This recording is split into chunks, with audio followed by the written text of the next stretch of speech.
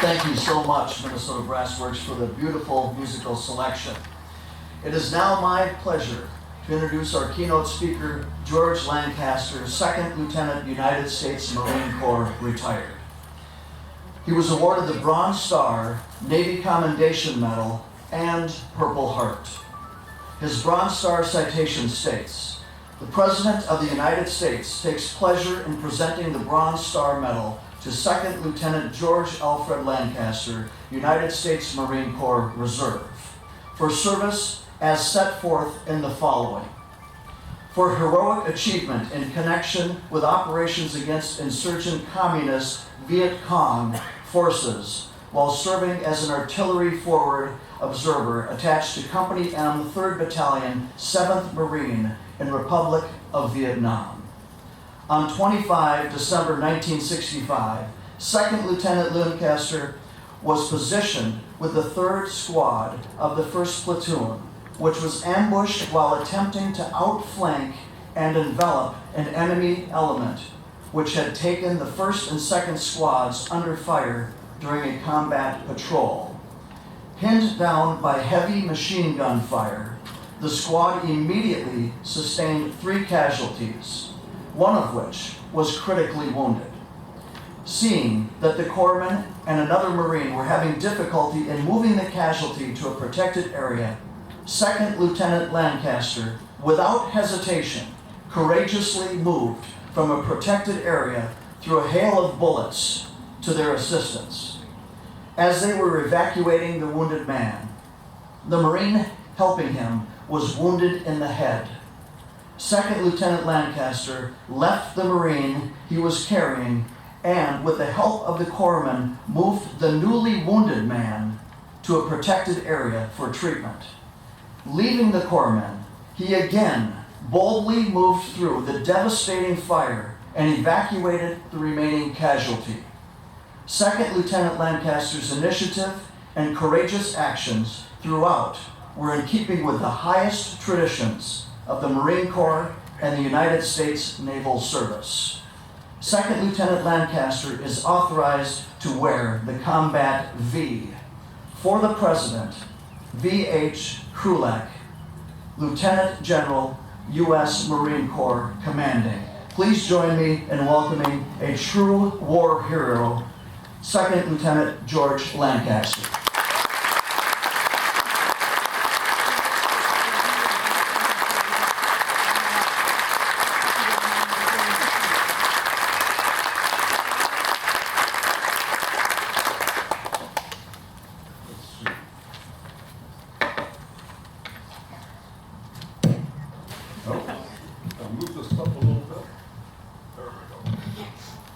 How's that? Can you hear me? Yes. All right, that's good.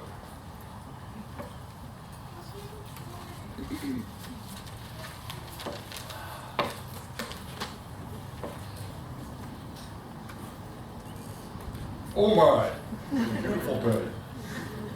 Isn't it wonderful to be alive to enjoy it?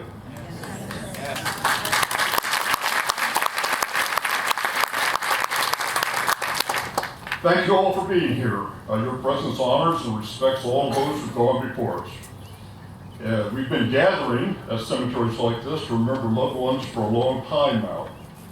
As a young boy, my mother would tell me about decorating graves when she was a young girl, 100 years ago in 1916. She was about 8 years old. And there were still Civil War veterans alive in those days. They had just left the battlefields of the Civil War during the 1860s, and 50 years later, they were in their 70s, and my mother remembers them as being very old. I left the battlefields of Vietnam in the 1960s, 100 years after the 1860s, and now 50 years later, I'm in my 70s, and I think my grandchildren all think that I'm really old. 50 years ago today, August 30, 1966, I was home on leave from a Navy hospital in Oakland, California, where I was undergoing a surge procedure to get my legs working properly. That was a beautiful day, warm and balmy, much like it is today. I was enjoying my time with my relatives, and the next thing, as we decorated the graves for grandparents and great-grandparents, And the next thing I knew, I was look out, and here were my aunts and uncles and cousins all looking back at me, crouched behind a tombstone. It seems as though the American Legion rifle team just fired off a 21-gun salute in another part of the cemetery, and my reflexes were still pretty quick. So, again, we gather to remember and honor all of our loved ones. And we place a flag on the graves of those who served in our armed forces. It's good to remember all that have gone before us and all that they've given us. But this is not a day just about our loved ones, nor is, and all veterans receive recognition on Veterans Day. No, this day is more specific. This day is about those who are actually killed in combat in the wars of our country. So, do you know anyone who was killed in combat? If you do, I hope you think of that person or those persons now. If you don't personally know anyone, let me tell you about Fernando Seda Jr. And let him be representative of all those who were killed in combat. Who was Fernando Seda? Well, you might remember in that introduction citation, as they were evacuating the wounded man, the Marine helping him was wounded in the head. His data sheet reads, Fernando Seda Jr., Lance Corporal, personal data, home of record, New York, New York. Date of birth, March 20, 1946. Military data, service, United States Marine Corps. Grade at loss, E3. Rank, Lance Corporal. ID number, 2076386. MOS, 0311, Rifleman. Length of service, 01. Unit, M Company, 3rd Battalion, 7th Marines, 3rd Marine Division. Casualty data. Casualty date, December 25, 1965. Incident date, December 25, 1965.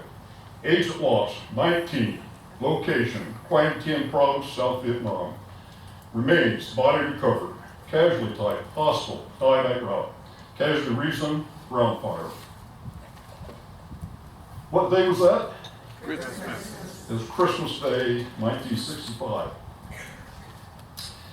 50 years ago. He was just 19, a Puerto Rican kid from New York City. And I think of him often. I especially think of him on Christmas Day when I look at my children and grandchildren and think about Fernando didn't have that chance. Nor did he have the opportunities, privileges, or joys that I've had for the past 50 years. Fernando was just one, but he's representative of all the others. They were all young, they were all different, they came from every part of the country. Their names were like Smith and Jones, B. Benedetto, Gustafson, Funkhauser, Charniski, Reichenbach, Rodriguez. They had every color of skin and came from every ethnic group. But they were all Americans, and they all fought for their country. Today, as then, there are differences among us. Different skin colors, ethnic groups, countries of ancestral origin, male and female, rich and poor, well-educated and not well-educated. There are forces that try to divide us, and some try to pit one against the other. But we're all Americans. Regardless of whether their ancestors came across a land bridge from Asia 13,000 years ago, or by wooden ship from Europe 400 years ago, or by slave ship from Africa, or from Asia, South America, Mexico, or by jet plane from Somalia in the 1990s, we're all Americans. In Lincoln's Gettysburg Address 150 years ago, he said, "It is for us to live in rather be dedicated here to the unfinished work which those who fought here have thus so far nobly advanced. It is rather for us to be dedicated here to the great task remaining before us, that from these honored dead we take increased devotion to that cause for which they gave the last full measure of devotion, that we here highly resolve that these dead shall not have died in vain, that this nation under God shall have a new birth of freedom, and that government of the people, by the people, and for the people shall not perish from the earth." Today, as we were 150 years ago, we're still a work in progress. And it's up to each of us to honor those who lost their lives in combat and didn't live to enjoy it. We can honor them by working together with all Americans to continue to make this a great country in which to live. We can honor them by being responsible citizens, by doing our part, by building on the talented traditions of new arrivals and instilling in them a sense of being an American. We can remember John Kennedy's challenge: ask not what your country can do for you, ask what you can do for your country. By raising our children to be good citizens, to ensure that they're well educated and prepared to take their place as citizens in this great country. By helping others who are less fortunate. By ensuring that every American has an opportunity for a good education and the ability to pursue their dreams. By respecting others, by working together for the common good. We can honor them by conducting our lives with honor, courage, fair play, and civility. We can honor them by doing everything we can so that when we do say the Pledge of Allegiance, it truly is one nation, under God, indivisible, with liberty and justice for all. Amen.